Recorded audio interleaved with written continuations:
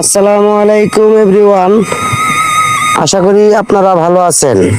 আমিও আলহামদুলিল্লাহ ভালো আছি। আমরা যমুনা সেতুতে যাচ্ছি। যমুনার দিকে আমরা রওনা দিছি। আমরা খুবই কাছাকাছি আছি। আগে থাকতে প্রস্তুতি নিতে পারি নাই গাড়ির সংকটের কারণে। আমরা যমুনা সেতুর খুবই কাছাকাছি আছি। আমরা কিছুক্ষণের মধ্যেই যমুনা সেতুতে পৌঁছে যাব ইনশাল্লাহ। আমার খুব একটা শখ ছিল আমি যমুনা সেতু দেখব। আমি তো আসলেই সময় করে উঠতে পারিনি, এই জন্য যমুনা সেতুতে আসা হয়নি।